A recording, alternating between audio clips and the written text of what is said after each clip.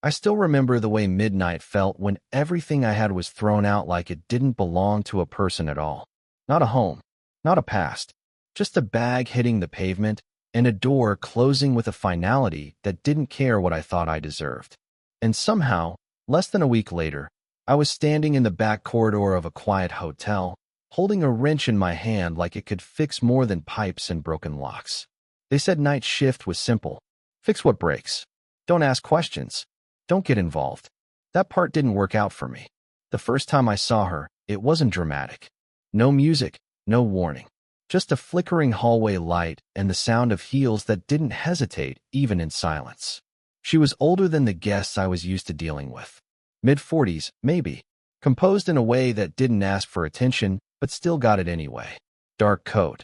Hair slightly undone like she had been running her hand through it without realizing. Not messy, just human. She stopped near the faulty door I was already working on. "You're the maintenance guy?" she asked. Not rude. Not warm either. Just direct, like she didn't have energy to waste on guessing. "That's me," I said, not looking up right away. I don't know why. Maybe because looking up felt like it would make the moment heavier than it needed to be. The lock clicked under my fingers again. Still stuck. Behind me, she sighed quietly. Not frustrated exactly. More like tired in a way that had been going on for a long time. "I've been trying that door for 10 minutes, she said. "Yeah," I replied. "It's been like that all week." That earned the smallest pause. The kind where someone decides whether you're worth reacting to. When I finally looked up, she was already watching me. Not staring. Observing. Like she was trying to place something she couldn't quite name. There was a keycard in her hand, bent slightly at the corner. She held it loosely, like she had forgotten she was holding it at all. I don't know why I noticed that. I should have just fixed the door and moved on. Instead, I stepped closer to check the mechanism, and she shifted just enough to let me pass. Our shoulders almost brushed. Almost, but not quite. Still, it felt like something did. "You're new," she said after a moment. "Yeah. Not from here." I hesitated. A second too long. No. She didn't push. That was the strange part. Most people would have. She just nodded like she understood what silence meant without needing translation. The door finally gave a weak click under my hand. I pushed it open. Warm air spilled out from the room, carrying the faint scent of coffee gone cold and something floral I couldn't place. She stood there for a moment before stepping in. "You fixed it fast," she said. "It wasn't complicated," I replied. That almost made her smile. Almost. Instead, she reached into her bag and pulled out a small bottle of water, handing it to me without thinking too hard about it. Our fingers touched for a fraction of a second. It shouldn't have mattered, but it did something strange to the air between us, like the space suddenly didn't know what to do with itself. "Long night?" she asked. I should have said yes and left it there. Instead, I said, "Long week." Her eyes softened just slightly at that. Not pity. Something closer to recognition. Like she understood exactly what I meant without me having to explain the parts one didn't want to say out loud. For a moment, neither of us moved. The hallway behind us felt too quiet, like it was waiting for us to decide what this interaction was supposed to be. Then she broke the silence first. "I'll probably need you again," she said, already turning slightly toward her room. "I'll be around," I answered. She paused at the door, looking back just once. Not long. Just enough. And when she finally went inside, I stayed there longer than I needed to, holding a bottle of water I hadn't opened, wondering why a 5-minute conversation felt like it had shifted something I didn't have a name for yet. It started the next night like nothing had changed. Same corridor.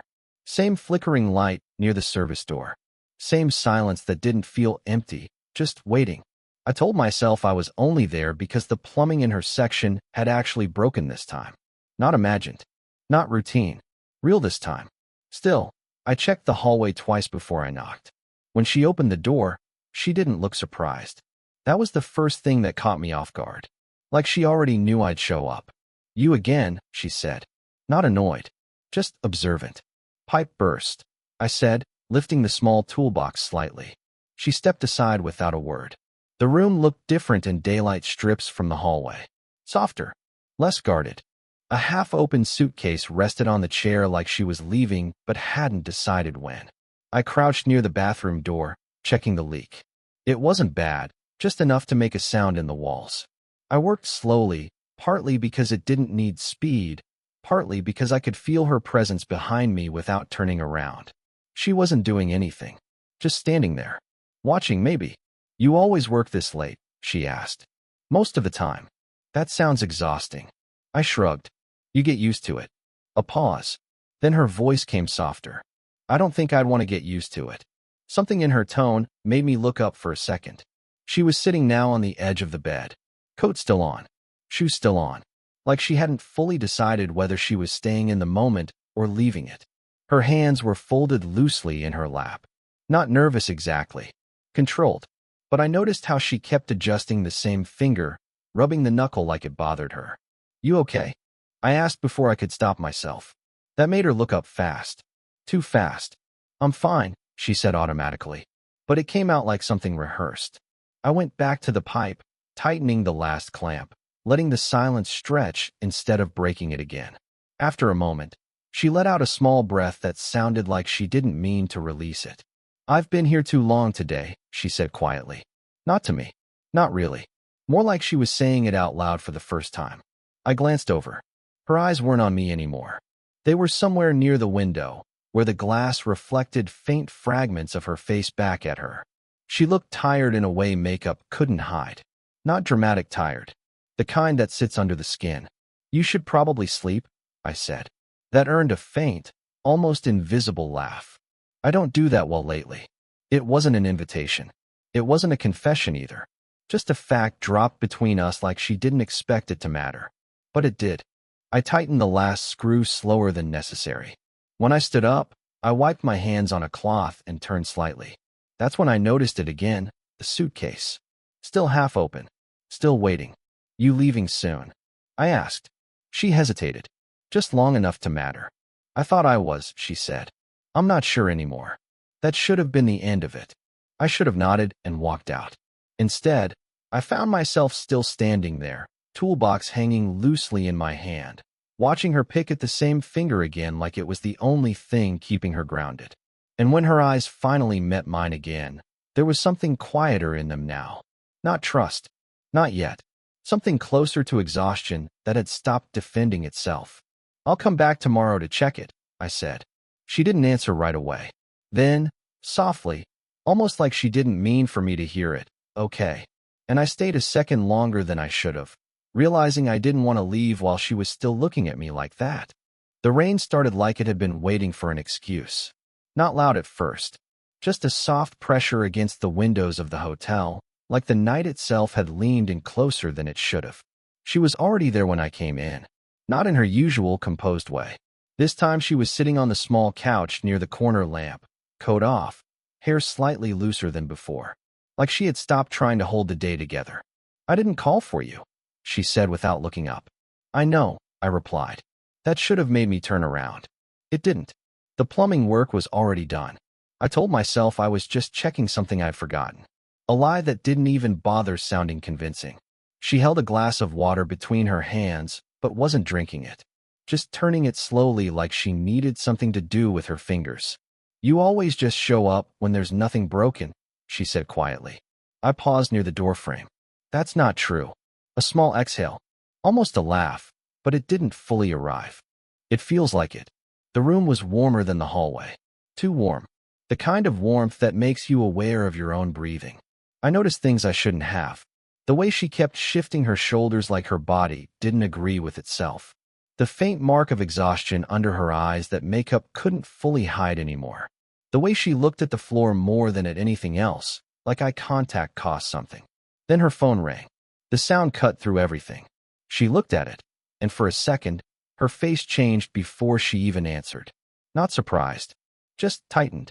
Don't, she said softly, almost to herself. Then she answered anyway. I stepped back without thinking, like distance could make me invisible. Yes, she said into the phone. A pause. Then a voice from the other end, faint but sharp enough to feel even from across the room. I couldn't hear the words clearly, but I didn't need to. Her jaw shifted slightly. Her grip on the glass tightened. I told you I'm handling it, she said. Another pause. Her eyes flicked up for a fraction of a second. Not to the phone. To me. And just like that, I wasn't supposed to be here anymore. I'll call you back. She ended finally, and ended the call without waiting for permission. Silence rushed in right after. She didn't move right away. Neither did I. I should go, I said, but it came out quieter than intended. No, she said immediately. That stopped me. She seemed to notice how fast she said it too, because her voice softened after a second. I mean, you don't have to, she added, like she was correcting something inside herself. I stayed. The rain hit harder outside now, louder against the glass. The room felt smaller than before. She set the glass down carefully on the table, like even that sound needed control. I hate when people call me like that, she said. I didn't respond. There wasn't a safe answer. Instead, I just watched her. Her fingers were still slightly tense, resting on the edge of the table now. She wasn't looking at me anymore, but she wasn't looking away either. Like she had forgotten what direction was supposed to mean.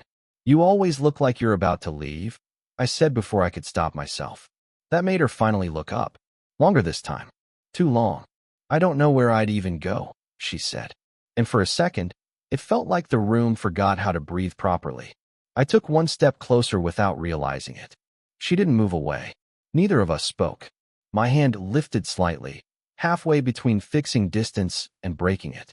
And I stopped there, just inches away from something I shouldn't cross, watching her eyes wait for a decision I wasn't sure I was allowed to make. I didn't move my hand away right away. That was the problem. It just stayed there, suspended between us like it didn't belong to me anymore. Like my body had stopped asking for permission from my thoughts. She noticed it. Of course she did. Her eyes dropped to it for a second, then back to my face. Not shocked. Not afraid. Just still. Like she was trying to understand what kind of mistake this was supposed to be. The rain outside got heavier, but the room felt quieter anyway. I shouldn't be here, I said. My voice sounded wrong in the silence. Too ordinary for what was happening. She didn't answer immediately. When she did, it wasn't what I expected. Then why are you still here? She asked. That should have been simple. A question with an obvious exit. But I couldn't find one that didn't feel like a lie. My hand dropped slowly. Not because I decided to move, but because I ran out of reasons not to. She looked at the space between us like it had weight now. Like something had been placed there and neither of us knew who put it there first. I don't know, I admitted. It was the first honest thing I'd said in a while. Her breath shifted. Small. Controlled, but not steady. She turned slightly away, like she needed the angle to think properly. One hand went up to her forehead, pressing there for a second too long. A tired gesture. Not dramatic. Just human. This isn't, she started, then stopped. She tried again. This isn't how it's supposed to feel. I didn't ask what this was, because I already knew we were avoiding naming it. Just someone sitting in a half-lit room trying to understand why a stranger felt too close without ever touching her properly. I don't know how to stop thinking about when you're not in the room, I said. The words left before I could soften them. That was a mistake. Her eyes tightened slightly. Not in anger.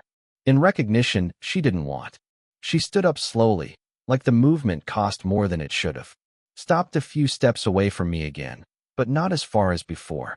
Close enough that silence started feeling dangerous. This can't go anywhere, she said. I nodded once, because I knew that part already. But I didn't leave. Neither did she. And then, softer, almost like she hated that it was true. I don't even know why I feel worse when you're not here, she said. The words didn't finish properly. They just stayed hanging there, unfinished, shaking slightly in the air between us, like neither of us had the courage to catch them. It happened because of a stupid detail. A drawer that didn't close properly. I was fixing the bathroom light switch this time. Something small. Something that didn't need conversation. That's what I preferred lately. Work that gave my hands a reason to exist without my thoughts getting in the way. The room was quiet behind me. Too quiet again. She was standing near the window.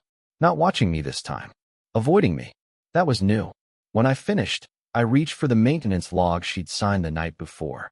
It had slipped off the counter and landed half under the bed. I pulled it out without thinking. A small folded photo slipped out with it. I saw it before I registered that I wasn't supposed to. A man. Older than me. Confident smile. Formal suit. The kind of face that looked like it belonged in places I'd never been invited into. But that wasn't the part that made my fingers stop. It was the way my own reflection briefly overlapped with his in the glass frame behind me. Same jawline, same shape of eyes. Just a version of me that looked like it had already lived a different life. I didn't mean to stare, but I did. The room shifted slightly after that. Not physically, just the feeling of it. You weren't supposed to see that, she said. Her voice wasn't sharp. It was careful, like she was walking across something that could break if she stepped wrong. I set the photo down slowly. I'm sorry, I said automatically. But she shook her head once. No, it's not that. Silence filled the space again, but this time it didn't feel empty. It felt crowded. She walked over and picked up the photo, holding it like it weighed more than paper should. He died a long time ago, she said. No drama in it. No pause for impact. Just fact. Then she added, quieter, I stopped keeping things that reminded me. Except apparently I didn't. I didn't know what to say, so I didn't. She looked at me then. Really looked. And something in her expression shifted, not sudden, not dramatic. More like something inside her had finally found the right place to click into recognition. You know what's strange, she said. I stayed still. You looked at that photo the same way he used to look at things when he didn't know where he belonged. A small breath left me before I could stop it. That's not me, I said. But it didn't sound convincing, even to me. She didn't argue. Instead, she sat down slowly on the edge of the bed again, like her legs had decided before she did. I know, she said. A pause. Then softer, almost to herself. That's what makes it worse. I felt something tighten in my chest, not painful exactly. Just unfamiliar. Like I had been placed into a story I didn't remember agreeing to. She kept holding the photo, but now her grip loosened slightly, like she'd forgotten she was holding it at all. You remind me of a version of him I never got to say goodbye to properly, she said. That was the moment everything went still in a different way. Not silence. Absence. I took a small step forward without realizing. Not toward her. Toward something I couldn't name anymore. And she didn't move away this time. She only whispered, almost breaking it as she said it. I don't know what I'm supposed to do with that. The photo stayed in her hand longer than it needed to. Not because she was looking at it anymore. Because she wasn't. It had become something else in the room. Not a memory, not even a trigger. Just a weight she didn't know where to put down. I stayed where I was. Closer than before, but not close enough to pretend this was simple. I'm not him, I said again, but softer this time. Not defending myself. Just placing it between us carefully, like something fragile. She nodded once. I know, she said. No hesitation. No confusion. Just acceptance that didn't erase anything. That made it harder. The silence that followed didn't feel like distance anymore. It felt like arrival. She finally set the photo on the bed. Not hidden. Not protected. Just there. I think I kept it because I didn't want to forget what it felt like to lose someone completely, she said. Her voice was steady, but there was something tired underneath it. Not sadness trying to perform. Just truth running out of places to hide. I didn't respond right away, because anything I could say would have been too neat. Instead, I sat down slowly on the edge of the couch across from her. Not next to her yet. Just near enough that the space between us stopped feeling like a barrier and started feeling like a choice. I don't know what this is supposed to be, I said finally. She looked at me then, this time without searching, without hesitation. Neither do I, she said. A pause. Then, quieter. But I don't want to keep pretending I don't feel it. That was the closest either of us had come to naming anything. Still, neither of us did. The room didn't change. Nothing dramatic happened. No resolution arrived like a signal. Just something in the air settling. I moved first, but only slightly. My hand rested on the arm of the couch between us. Not touching her. Not yet. Just present. She noticed. Of course she did. After a moment, her hand shifted too. Slow. Careful. Like she was testing whether time would punish her for it. Her fingers met mine halfway. No rush. No certainty. Just contact that felt like it had been delayed too long already. We both stayed still after that, like movement might break what little honesty we had managed to build. She leaned back slightly, not away from me, but into the space where exhaustion finally stopped pretending it wasn't there. Her forehead didn't touch mine, but it came close enough that I could feel her breath change when she exhaled. I didn't say anything. Neither did she. There wasn't anything left that needed explaining. Just two people sitting in a quiet room, holding on to something they still didn't have a name for, because naming it would have made it feel less real. Her hand tightened once around mine. Not a question anymore. And I didn't let go. I didn't realize how quiet life could become after something finally stops fighting itself. Back then, I used to think silence meant nothing was happening. Now I know it just means everything has already settled. It's been months since that night in the hotel room.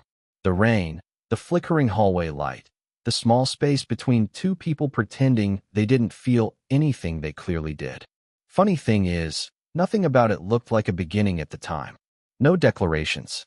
No decisions spoken out loud. Just small choices that kept repeating until they stopped feeling like choices at all. She never asked me to stay, and I never said I was staying. But I did. Not in the dramatic way people imagine. Not like a promise. More like a habit that slowly turned into something permanent. Like breathing in a place you didn't plan to live, but somehow stopped questioning. She changed too. Not in the way people expect when they hear stories like this. She didn't suddenly become lighter or happier or fixed. She just stopped pretending she had to carry everything alone. Some days she still went quiet for hours. Some days I'd find her staring at nothing in particular, fingers resting still for once, like she had finally allowed herself to pause without guilt. And I learned that loving someone like her wasn't about filling silence. It was about not being afraid of it. There were moments I caught myself thinking about who I was before all this. The version of me who got thrown out into the night with nothing but assumptions about where I belonged. It feels distant now, not erased, just reshaped. Because somewhere along the way, I stopped feeling like I was trying to earn a place in the world. I just had one. And she didn't fix that for me. She didn't have to. She just looked at me one evening, tired in a way that felt familiar, and said my name like it didn't need to be questioned anymore. That was enough. Love didn't arrive like an answer. It arrived like recognition. Like realizing you've been sitting next to something real for a long time without knowing you were allowed to call it that. We never turned it into a speech. Never made it louder than it needed to be. We just kept choosing the same quiet space, over and over, until it stopped feeling like something fragile and started feeling like something steady. And maybe that's what stayed with me most. Not the intensity, not the moment everything shifted, but the fact that nothing about it needed to be proven again after that night. It simply continued, like it had been waiting for us to stop running long enough to notice it was already there. And if you're wondering whether stories like this happen quietly in real life too, I think they do, just not in the way people expect. If this story made you feel something, let me know in the comments. Would you want more stories like this?